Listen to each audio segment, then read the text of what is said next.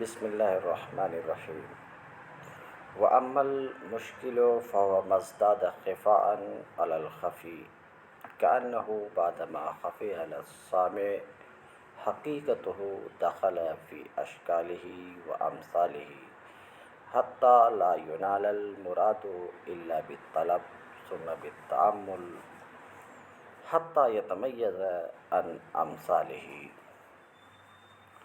آج کے درس میں مشکل میں گفتگو ہونی ہے۔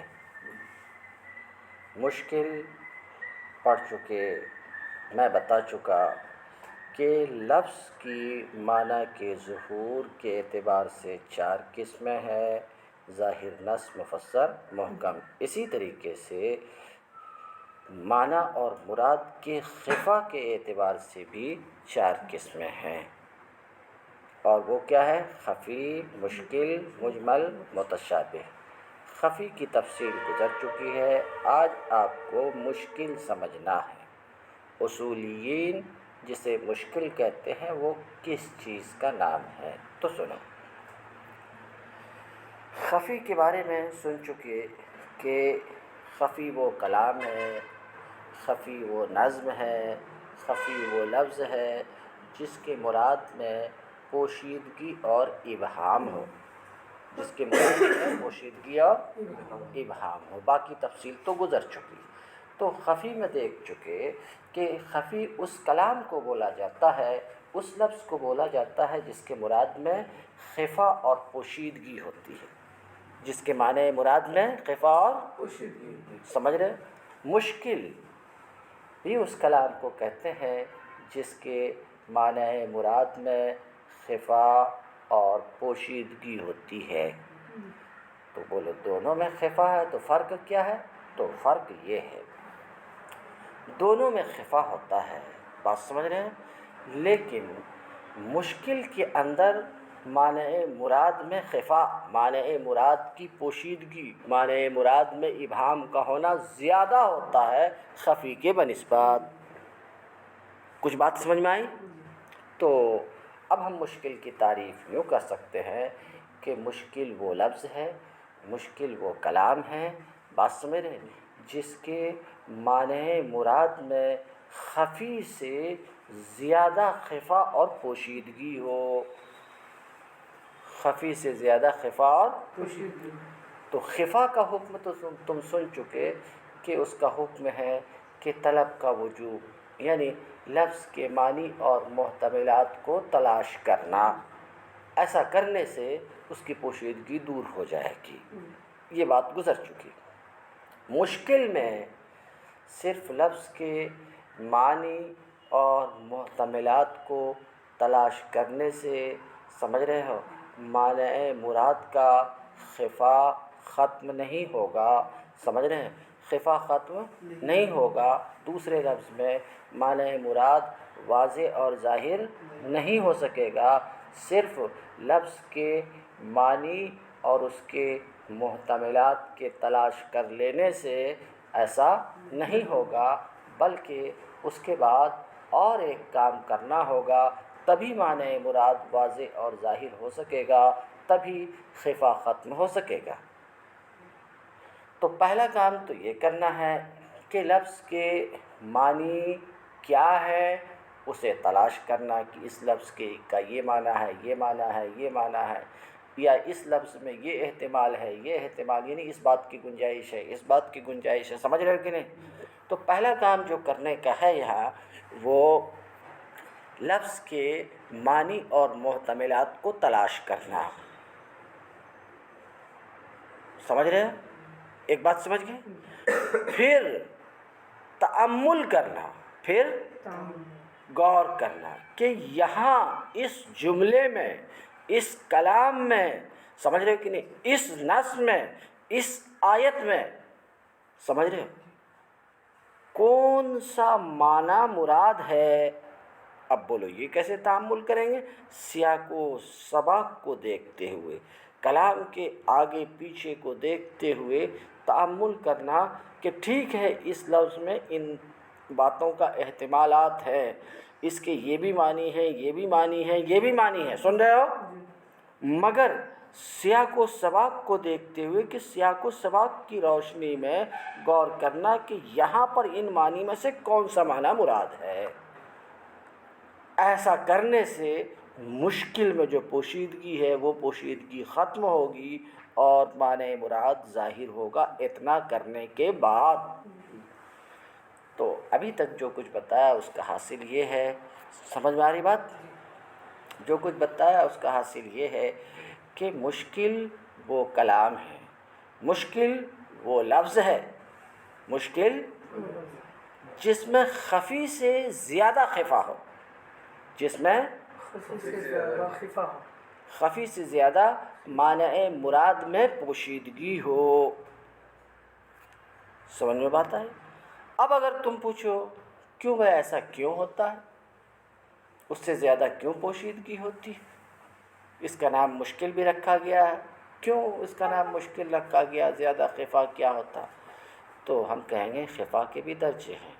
مثال کے طور پر ایک آدمی کی بکری گم ہو گئی، کسی کی بکری گم ہو گئی تو چھپ گئی، مخفی ہو گئی، مگر اس پورے علاقے میں صرف وہی ایک بکری تھی، تو اب اس بکری ابھی گم ہوئی تو خفا ہے اس میں، مگر اس بکری کو تلاش کرنا جبکہ علاقے میں صرف ایک ہی بکری تھی تو زیادہ مشکل نہیں ہے، مگر بکری کسی کی غائب ہو گئی اور ہزاروں بکریاں ان بکریوں میں جا کر کے مل گئی تو پھر اور زیادہ مشکل ہے، کام ہے کہ نہیں؟ بات سمجھ رہے ہیں؟ تو اس طریقے سے مشکل میں خفی سے زیادہ خفا ہوا کرتا ہے۔ یہ بات تو سمجھ میں آئی؟ تو مراد کی وضاحت کیسے ہو سکے گی، اس میں مراد واضح کیسے ہو سکے گا، خفا دور کیسے ہو سکے گا؟ تو اس کے لیے کیا بتایا کہ طلب اور تأمل کی تفصیل ابھی بول چکا میں کہ لفظ کے معنی کیا کیا ہے وہ تلاش کرنا، اس لفظ میں کن کن معنی کا احتمال ہے وہ تلاش کرنا، ایک کام ہو گیا، یہ کرنا ہوگا پہلا۔ پھر دوسرا کام یہ کرنا کہ تأمل کرنا کہ ان معنی یا ان محتملات میں سے کون سا معنی یہاں پہ مراد ہے۔ یہ کیسے تأمل کرنا؟ سیاق اور سباق سے۔ اب اس کو ایک مثال سے سمجھاتا ہوں۔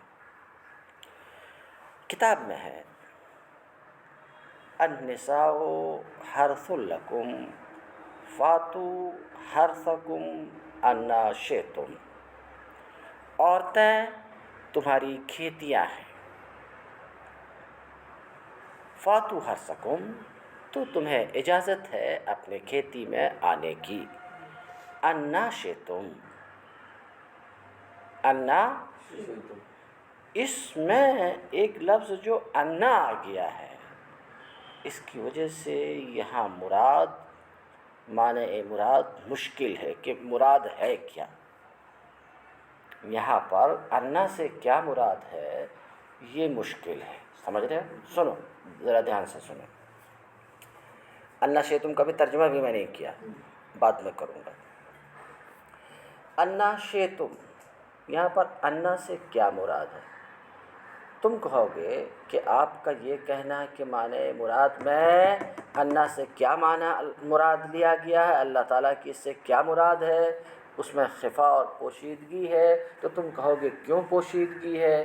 تو میں کہوں گا نفس لفظ کی وجہ سے پوشیدگی ہے، نفس انا کی وجہ سے پوشیدگی ہے، یہ لفظ انا جو آ گیا اس کی وجہ سے پوشیدگی ہوئی، اور پوشیدگی بھی سخت قسم کی پوشیدگی ہے، اور وہ یہ کہ انا، لفظ انا کا معنی لغت میں دو ہے۔ لفظ انا کا معنی لغت میں ایک من این، جہاں، کیا؟ جہاں، اور ایک اس کا معنی ہے کیف، جیسے۔ تو لفظ انا مشترک ہے دو معنی کے درمیان، جہاں اور جیسے، سن رہے ہو؟ تو اب جہاں اور جیسے، اگر اس آیت میں جہاں مراد ہو، اگر اس آیت میں انا سے مراد کیا ہو؟ جہاں ہو، تو اب معنی یہ ہوگا انا شئتم کا جہاں تم چاہو وہاں آؤ، جہاں چاہو، یعنی آگے بھی آنے کی اجازت ہے، عورت کے آگے بھی آنے کی اجازت ہے، پیچھے بھی آنے کی، تو کیونکہ انا کی معنی جہاں، بات سمجھ رہے ہیں؟ تو عورت سے لواطت اس کی بھی اجازت ہوگی، اس کی بھی اجازت ہوگی۔ انا کا اگر معنی جہاں ہو تو کچھ سمجھ رہے ہو ہماری بات؟ اللہ کا معنی اس آیت میں اگر جہاں ہو تو صاف مطلب اس کا یہ ہو جائے گا کہ عورت کے پاس آگے سے بھی آنا جائز اور پیچھے سے بھی آنا، اگر انا کا معنی جہاں ہو تو، اور اگر انا کا معنی جہاں نہ ہو بلکہ جس طرح سے ہو، انا یہاں پر کیف کے معنی میں ہو، تو پھر معنی یہ ہوگا انا سے تم جس طریقے سے چاہو تم آؤ، جس طریقے سے چاہو، یعنی سونے کی حالت میں ہو، بیٹھنے کی حالت میں ہو، کھڑے ہونے کی حالت میں، قائمن، قائدن، نائمن، جالسا۔ تو انا اگر کیف کے معنی میں تو معنی یہ ہوتا ہے کہ جس طرح سے تم چاہو، جس کیفیت سے تم چاہو تمہیں آنے کی اجازت ہے۔ کچھ بات سمجھ میں آ رہی؟ بولو با۔ تو اب غور کرو کہ انا اگر معنی میں کس کے ہو؟ کیف کے، تو پھر یہ ہے کہ یہاں حالت کی تعمیم ہوگی کہ جس حال میں بھی تم آنا چاہو آ سکتے ہو، مکان کی تعمیم نہیں ہوگی، مکان کی تعمیم، دبر میں آنے کی اجازت نہیں ہوگی، بات سمجھ رہے؟ تو انا کا لفظ دونوں، انا کے لفظ کا دونوں معنی ہے۔ اب مراد کیا ہے اس میں؟ یہاں پر کیا ہے؟ خفا ہے۔ آیت میں انا سے مراد یہاں من عین ہے، جہاں کے معنی میں ہے یا جس طرح کے معنی میں ہے، اس میں پوشیدگی ہے کہ نہیں؟ کیونکہ لفظ آیا ہے انا، کون سا لفظ آیا ہے؟ اور انا کا معنی لغت میں جہاں بھی ہے اور جس طرح بھی ہے، جہاں بھی ہے اور بات سمجھ رہے ہو؟ تو اب کیا مراد ہے واضح نہیں ہے، پوشیدگی اس مراد میں پوشیدگی ہے، بات سمجھ رہے کہ نہیں؟ اور یہ پوشیدگی کسی عارض کی وجہ سے نہیں، نفس لفظ کی وجہ سے، تو پوشیدگی ہے اور سخت قسم کی پوشیدگی ہے نا پوشیدگی؟ تو یہ مشکل ہے، کیا ہے؟ مشکل ہے، مراد میں پوشیدگی ہے، اس کے معنی مراد میں پوشیدگی ہے، اور پوشیدگی نفس لفظ کی وجہ سے ایسی بات ہو تو اسی کا نام اصولین کیا رکھتے ہیں؟ مشکل۔ یہ مشکل ہے۔ تو ابھی تم سنیں ہماری زبان سے کہ مشکل کا کیا حکم ہے؟ طلب کرنا، پھر تأمل کرنا۔ تو ہم نے طلب کیا کہ انا کے کیا کیا معنی ہے، تو پتہ چلا کہ انا کا ایک معنی ہے جہاں، اور انا کا ایک معنی ہے جس طرح۔ تو معنی کو ہم نے تلاش کر لیا۔ معنی کو تلاش کرنے کے بعد بھی ہم مراد پر واقف نہیں ہوئے کہ یہاں پر مراد کیا ہے، مراد واضح نہیں ہوا، تو پھر ہمیں کیا کرنا ہے؟ تأمل کرنا کہ یہاں پر ان دو معنی میں سے کون سا معنی مراد ہے۔ تم پوچھو گے کیسے تأمل کرنا، تو ہم کہیں گے سیاق و سباق میں دیکھتے ہوئے۔ اب یہاں سیاق کو آگے پیچھے، کلام کے آگے پیچھے، تو انا سے آگے پیچھے دیکھو تو النساء حرث لکم فاتوا حرثکم انا شئتم، تو انا سے پہلے حرث آیا ہے، کھیتی، کیا؟ کھیتی، بات سمجھ رہے کہ نہیں؟ تو اللہ رب العزت نے عورت کو کیا قرار دیا؟ کھیتی قرار دیا، عورت کو کھیت قرار دیا۔ ذرا بات سمجھو، کیا قرار دیا؟ کھیت قرار دیا، سمجھ رہے؟ انسانیت کے لیے، انسانیت کی آبادی کے لیے اس کو کھیتی اور کھیت قرار دیا۔ ذرا دھیان سے سنو۔ اب اللہ رب العزت نے اسی آیت میں کہا النساء حرث، کھیتی ہے تمہارے لیے، سمجھ رہے؟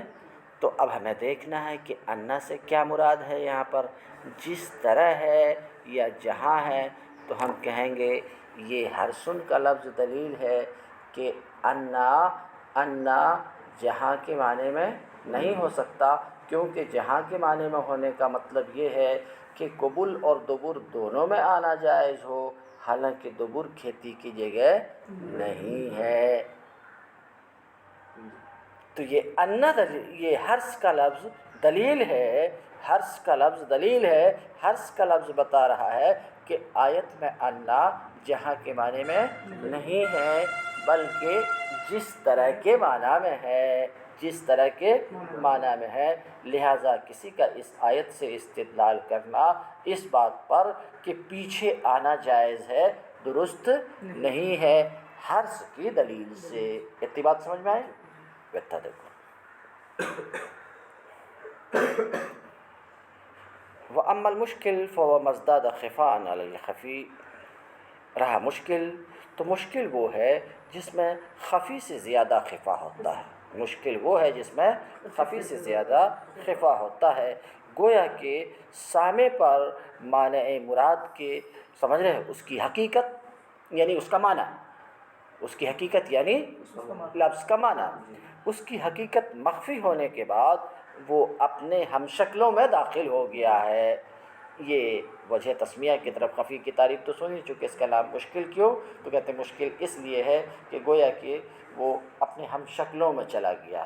جب کوئی اپنے ہم شکل میں داخل ہو جائے پھر اس کی پہچان اور بھی مشکل ہوتی ہے، اس وجہ سے اس کا نام کیا رکھ دیا گیا ہے؟ مشکل۔ فی اشکالہ و امثالہ، وہ اپنے ہم شکلوں اور اپنے جیسوں میں داخل ہو گیا ہے۔ حتی لا ینال المراد، یہاں تک کہ اس کی مراد جو مشکل ہے اس کا معنی مراد حاصل نہیں ہوگا مگر طلب سے پھر تأمل سے۔ بات سمجھ میں آئی؟ طلب سے پھر پہلے طلب کرنا پڑے گا کہ اس لفظ کے معنی کیا کیا ہیں، اس کے محتملات کیا کیا ہیں۔ اب صرف طلب کرنے سے مسئلہ حل نہیں ہوگا، طلب کرنے کے بعد پھر تأمل کرنا پڑے گا کہ یہاں پر ان معنیوں میں سے کون سا معنی مراد ہے۔ طلب سے پھر تأمل سے، یہاں تک کہ وہ اپنے ہم شکلوں سے ممتاز ہو جائے، یہاں تک کہ وہ اپنے ہم شکلوں سے ممتاز ہو جائے۔ اب یہی مشکل کو ایک مثال سے انہوں سمجھا رہے ہیں۔ میں ایک مثال سے سمجھا چکا، وہ مثال جس سے سمجھانا چاہ رہے ہیں اسے کل دیکھیں گے۔ بات سمجھ میں آئی؟